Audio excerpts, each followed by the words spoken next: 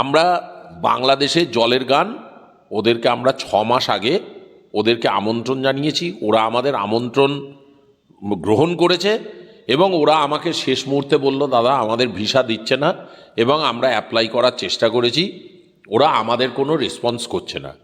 আমাদের ইন্ডিয়ান এম্বাসির যিনি মানে ভারতীয় দূতাবাসের দপ্তরে যিনি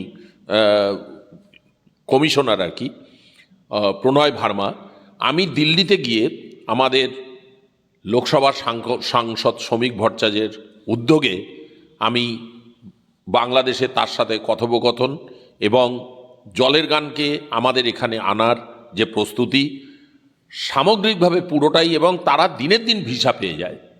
এটা আমাদের ভারতীয় দূতাবাস থেকে, মিনিস্ট্রি অফ এক্সটার্নাল অ্যাফেয়ার্স থেকে উদ্যোগ নেওয়া হয়।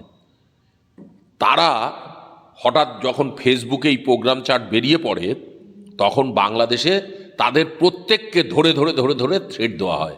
তারা আমাকে ফোন করে বলছে, দাদা আমাদের এয়ারপোর্টে গেলে আমাদের মেরে ফেলবে, এয়ারপোর্টের লোক আমাদের ধরিয়ে দেবে, দাদা আপনারা ফেসবুকে যারা পোস্ট করছে এই ছবি বন্ধ করতে বলুন, নাহলে আমরা খুন হয়ে যাব। আমরা চেয়েছিলাম ভারত এবং বাংলাদেশের মধ্যে এই জলের গান এবং অন্যান্য শিল্পীদের বিভিন্ন জায়গায় অনুষ্ঠানের মধ্য দিয়ে একটা নতুন বার্তা মানুষের কাছে পৌঁছাক। খুন, জখম, আগুন লাগানো, রাহাজানি, বাংলাদেশ তো এই নিয়েই চলছে। বাংলাদেশে অন্য সমস্ত কিছু শেষ।